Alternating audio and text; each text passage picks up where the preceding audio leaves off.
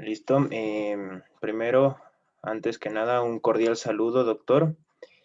Gracias por participar en esta ponencia.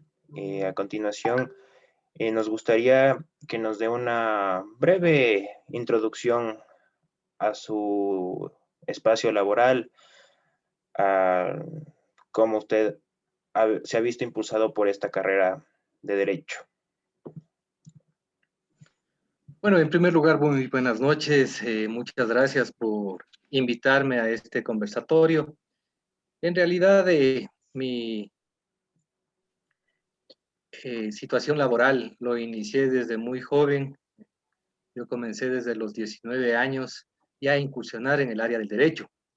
Recuerdo que yo trabajaba con un familiar mío muy cercano, quien tenía muchos cargos dentro de la función judicial y que como antes se podía ejercer la profesión y además de eso ser también en libre ejercicio y ser empleado público.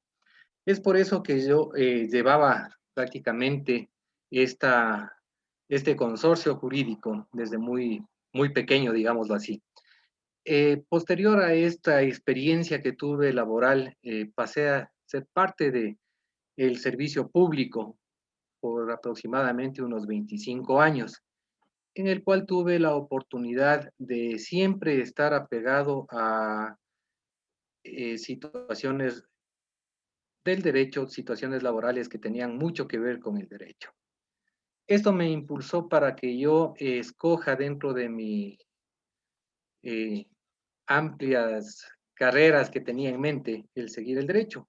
Me gustó lo que es el litigio, me gustó lo que es la defensa técnica que da oportunidad a que todas las personas tengan el derecho a la legítima defensa y al debido proceso. Posterior a esto, me retiré un tiempo del servicio público, ejercí la profesión, ejercí la docencia y volví nuevamente al sector público. Pero al pasar de unos 5 años más, vi la necesidad de volver al litigio, volver a los juzgados, volver a prestar mi contingente en defensa de todos y cada uno de quienes necesitan tener un patrocinio jurídico.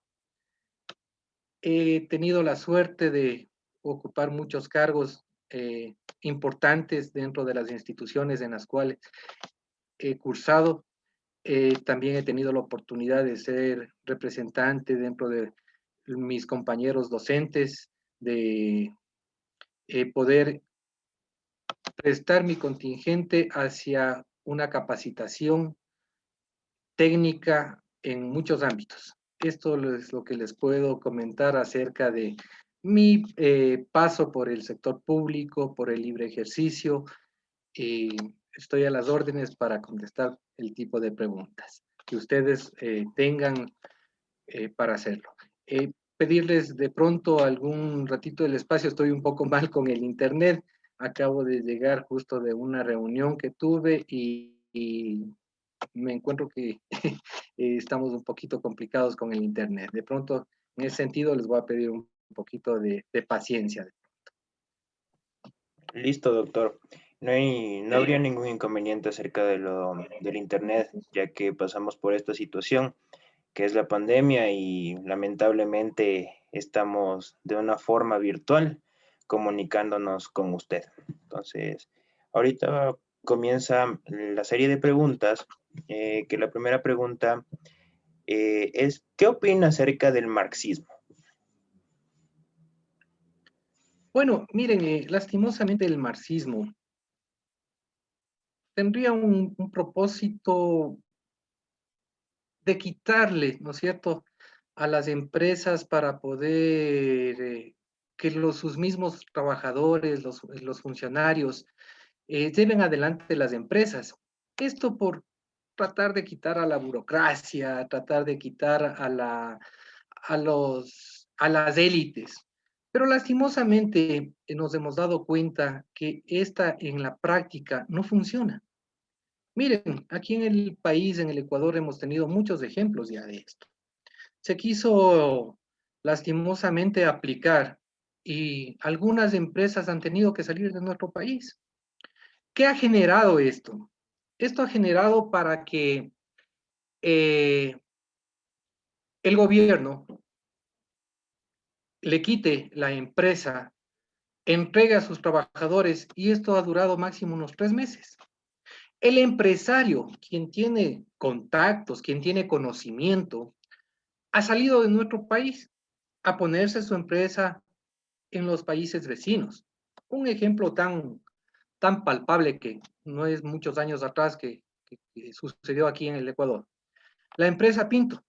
La empresa Pinto le quitó el Estado, entregó a sus trabajadores, funcionaron 3 meses con el capital, lo despilfarraron ese capital, no pudieron sacar adelante la empresa y el señor dueño de la empresa Pinto se fue al Perú. En el Perú, él tiene mano de obra más barata, materia prima más barata y sus productos viene y nos vende a nosotros a mayor precio. ¿Qué ha generado esto? Que no exista mano de obra ecuatoriana, que exista desempleo, que exista una inversión. Por lo tanto, el marxismo no podríamos aplicar. Siempre necesitamos, lastimosamente, y eso hay que recalcar. Miren, muchas personas decimos no estamos de acuerdo con el capitalismo. ¿Por qué? Porque el capitalismo dependemos de los países grandes, los países desarrollados. Lastimosamente, nosotros dependemos de ellos. Porque nuestros productos, ¿a dónde vendemos? ¿A dónde salen? Si las empresas tuvieran la capacidad técnica, miren, tenemos otro ejemplo, la bananera del señor Novoa, igual qué tiempo duró. Duró poco tiempo, lastimosamente, por tratar de aplicar lo que es el marxismo. Por quitarle a las élites, supuestamente, y entregar a los trabajadores para que ellos, fruto de su trabajo, que es lógico, puedan repartirse entre ellos, puedan generar, pero no funciona. Lastimosamente, nosotros dependemos de personas técnicas que saben del negocio, pero el aplicarle el marxismo en una forma tan drástica, sin una capacitación, sin una hoja de ruta, no es factible en nuestro país.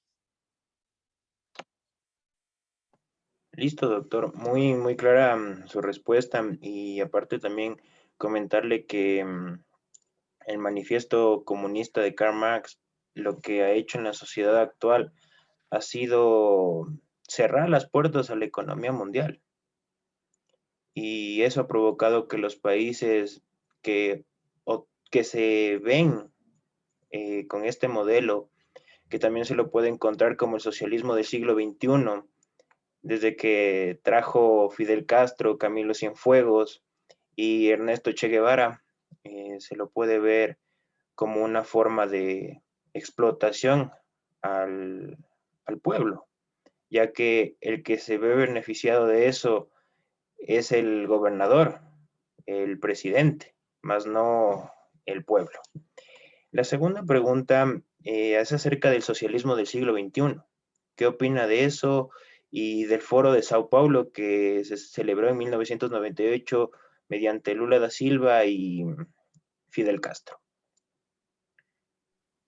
Bueno, miren, el siglo XXI, en teoría, pudo haber tenido algo de beneficio. Lastimosamente, como usted mismo lo acaba de indicar, la aplicación de este socialismo o el mal llamado socialismo del siglo XXI ha generado que muchos países que se acogieron a este modelo de gestión vayan a la quiebra. Miren, si bien es cierto, lo único que han hecho es cambiar las élites. Los antes que supuestamente se llamaban, perdón en la expresión, los pelucones, dejaron de ser pelucones para crear unos nuevos pelucones. Los mandatarios de este modelo de gestión, lo único que han hecho es empobrecer a su pueblo y ellos llenarse los bolsillos. ¿Para qué? Para tener al pueblo oprimido. Miren, en el modelo de gestión de este socialismo del siglo XXI, lo que se ha creado es bonos. ¿Qué genera el bono, el entregarle al pueblo unos, qué sé yo, unos $50, $100? Esto genera que el pueblo esté acostumbrado a vivir de dádivas y que no se le dé una fuente de trabajo. Obviamente, esto lo aplican ¿para qué? Esto lo aplican para tenerle el, qué buena gente, el gobierno nos está regalando. Es el mejor modelo que podemos tener. Eso se llama populismo.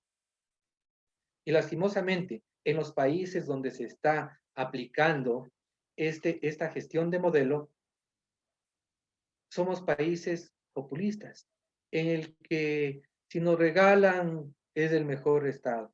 Pero ¿por qué no generar una fuente de trabajo? Ahí va el capitalismo. En realidad, de pronto ustedes se pensarán, doctor, usted es muy apegado al capitalismo. Es necesario el aplicar un capitalismo para crear fuentes de trabajo, para que generen en los países riqueza. Si bien es cierto, el quitarle, el empobrecerle al pueblo, no nos va a sacar adelante. ¿Por qué? Porque mire el ejemplo que tenemos de un gran vecino nuestro como es Colombia. Ellos no están aplicando el socialismo del siglo XXI y están mucho más adelante que nosotros. Y mire lo que pasa con Venezuela. Lastimosamente Venezuela, por estar incursionando en el socialismo del siglo XXI, Argentina, Cuba, que fue una de las que inició esta aplicación, son países que se han quedado, obviamente porque los países grandes cierran sus puertas al ver que se está maltratando a su pueblo, que no se está generando trabajo, por lo tanto tampoco existe riqueza. Nos, mire, el castigo que se recibe los países que están aplicando el mal llamado socialismo del siglo XX. ¿Por qué lo digo el mal llamado? Porque el socialismo no es el enriquecerme a costillas del pueblo. Si bien es cierto, el socialismo debería ser, si toda la riqueza que tengo, repartir por igual a su pueblo.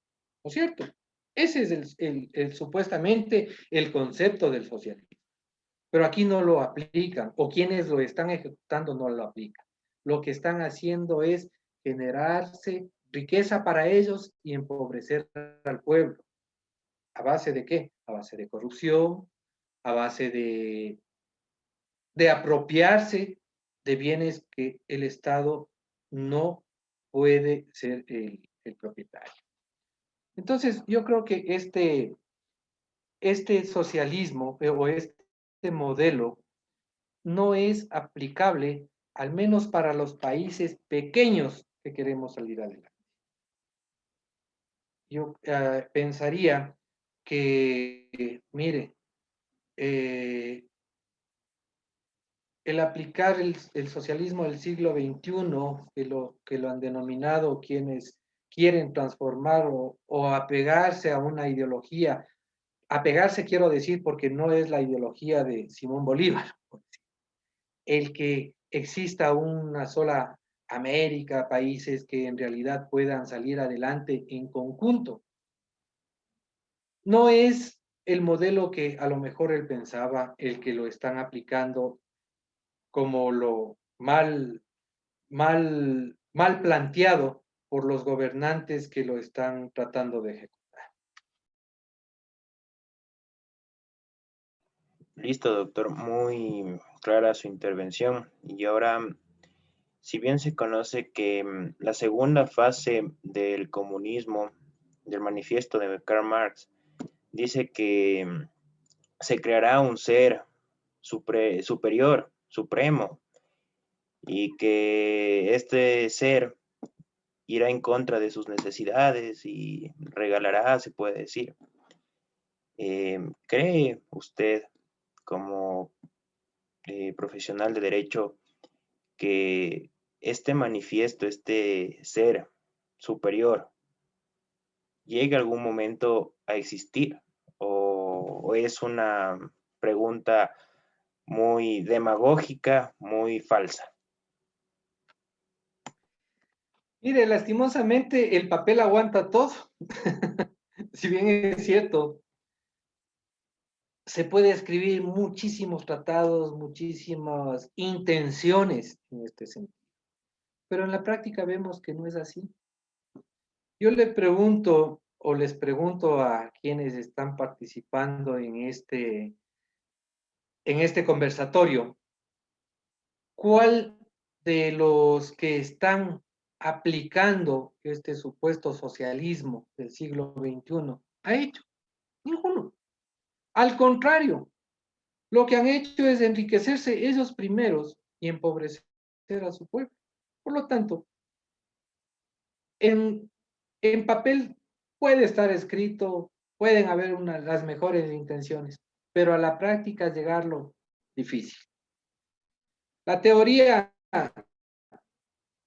lo podrá decir, pero vemos que al contrario, la ambición de poder, la prepotencia cuando se llega al poder, el enceguecerse en el poder, hace que la ideología del socialismo se transforme y no se la cumpla. Por lo tanto, yo pienso, lo dudo, y pienso que no se va a aplicar el socialismo en los países si no se cambia primero la cultura. ¿Cómo se cambiaría la cultura? Mire, debería existir escuelas políticas, debería existir desde muy niños una transformación en jardín, en escuelas, en colegios, en universidades, asignaturas como la teníamos antes, primero de ética, de moral, donde estos valores primen. Ahora, lastimosamente, vemos que lo hicieron asignaturas muy secundarias, donde no se puede desarrollar para alcanzar una política o una estructura que se apega a este tipo de ideologías que podrían algún momento en el que alguien quisiera aplicarlo funcione. Pero lastimosamente una sola persona no hace el cambio o la transformación. Esto debería ser una política de Estado, una estructura en la que se pueda cambiar ese tipo de ideología, que algún momento se lo puede aplicar, pero al momento dentro de esta estructura, dentro de la ideología y en la práctica que lo hemos visto, difícil, muy difícil que se lo aplique. Listo, doctor. Muchísimas gracias por mis preguntas ahorita en este momento. Mis compañeros seguirán haciendo sus otras preguntas hacia su persona. Con gusto. Bueno, doctor, primero que todo, buenas noches. Una agradable sorpresa tenerle aquí, la verdad. Por lo que veo, usted fue un gran funcionario dentro de nuestro país y ha ejercido durante bastante tiempo esta carrera. Es un honor tenerle esta noche, la verdad, doctor. De antemano, igual quería decirle que nosotros hablaremos sobre la Revolución Francesa, tocaremos ese tema. Y obviamente sabemos que la Revolución Francesa fue el cambio político más importante que se produjo en Europa. Por ende, mi pregunta es, ¿opina que la Revolución Francesa fue un evento trascendental para la humanidad?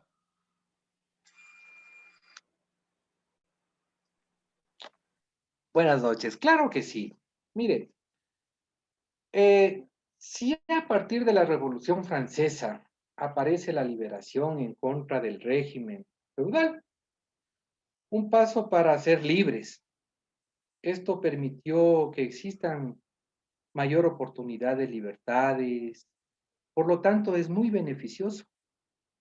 La Revolución Francesa nos enseñó a que tengamos deberes, derechos y obligaciones.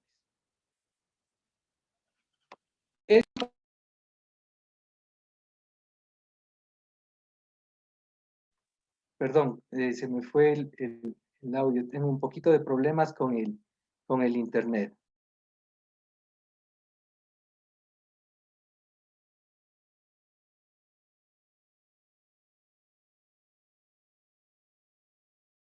Tranquilo, doctor, arregle nomás. Listo, ahí estamos. ¿Sí me escuchan? Sí, Doc. Sí, Sí, listo, doc. muchas gracias. Como decía, ¿no? Es muy importante, nos sirvió la Revolución Francesa en el sentido de la liberación en contra de un régimen feudal que nos dio mayores libertades.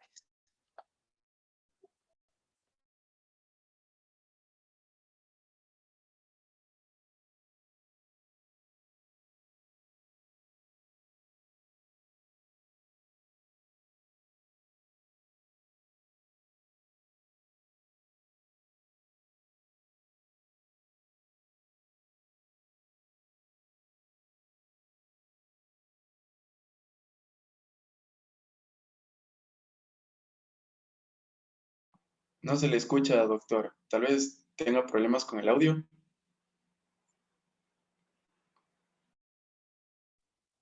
Ahí, ahí sí me escuchan. Sí, Listo, listo.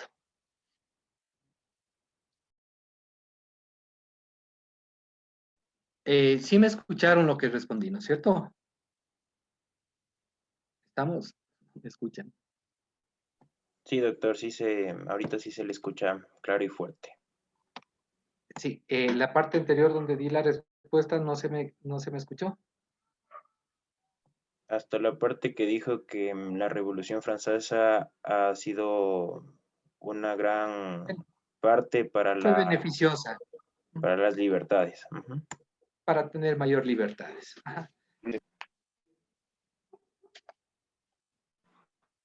ya. Listo. Muchas No gracias, sé si... doctor, Sí, muchas gracias por su respuesta. Obviamente, como sabemos, la Revolución Francesa fue importante, pues nos otorgó la constitucionalidad, los derechos al hombre y al ciudadano, incluso a la mujer, y por ende es un evento trascendental. Entonces, me pareció muy correcta su respuesta. También le quería preguntar, ¿qué corriente de pensamiento, según usted, influyó más en la Revolución Francesa?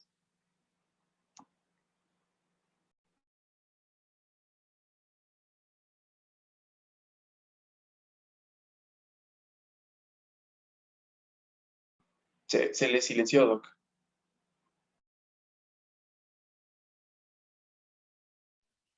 ¿Ahí me escuchan? Sí.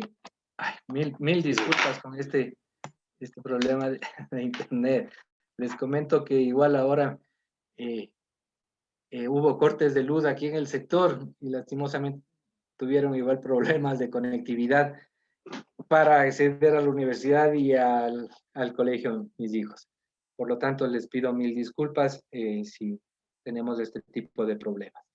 Bueno, miren, la ilustración cuyos principios se basan es en la razón, en la igualdad, en las libertades.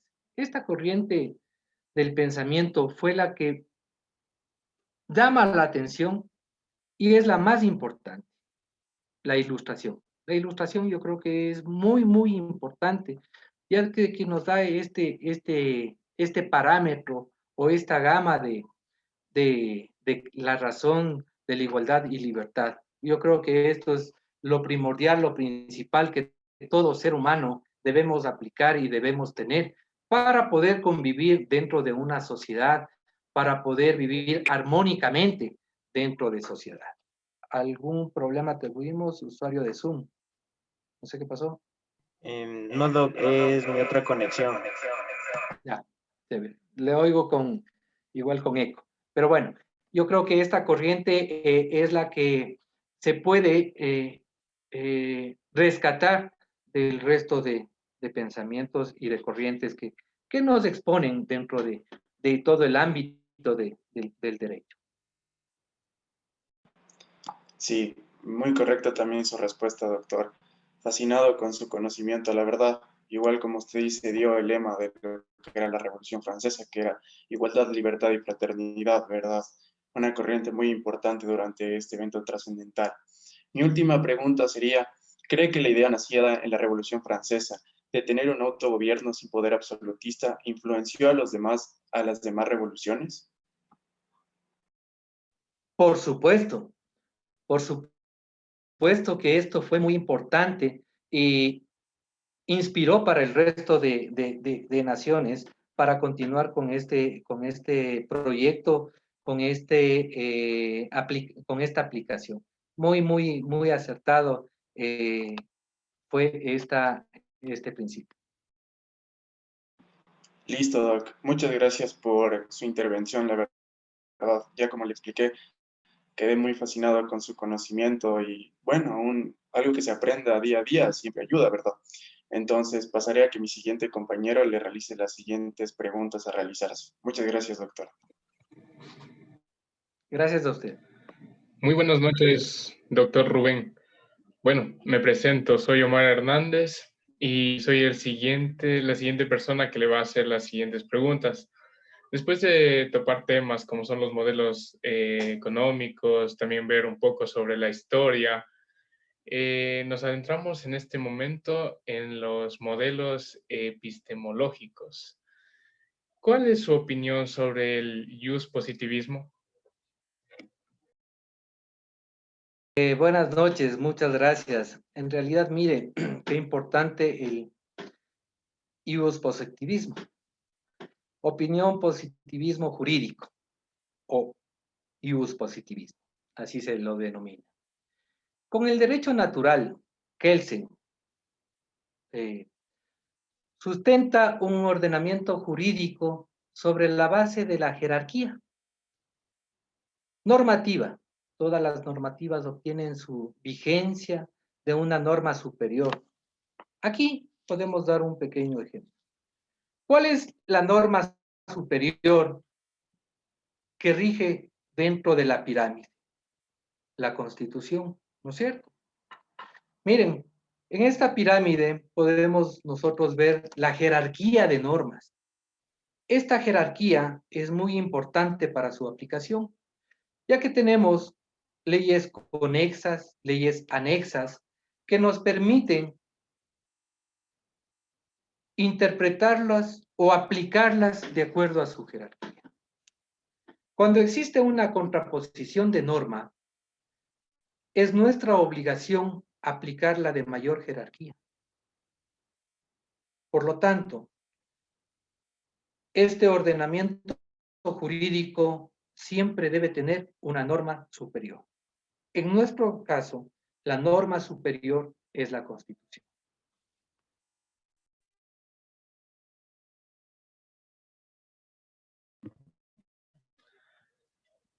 Muchas gracias por la respuesta, en verdad muy acertada, nombrando a Kelsen, su importante pirámide en la cual nos expresa que la Constitución es la mayor, es uno de los rangos en donde está con mayor jerarquía.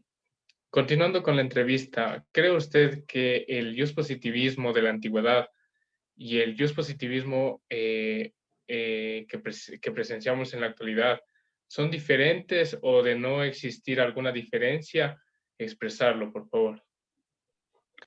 Miren, el positivismo actual y el positivismo pasado.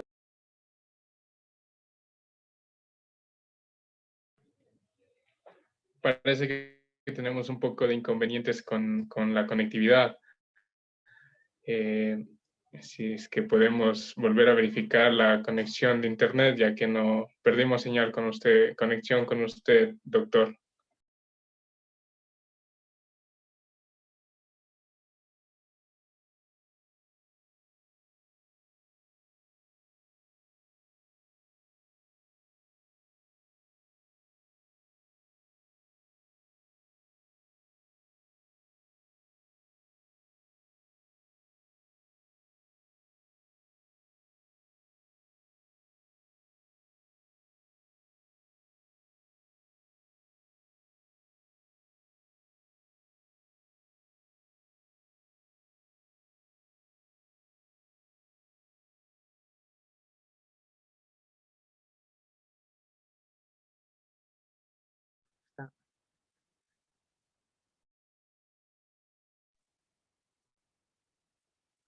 Ahí.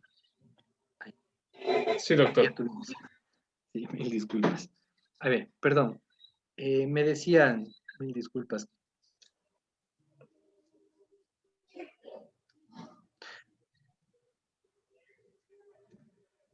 Ahí, ya. Sí, sí, ahí estamos bien.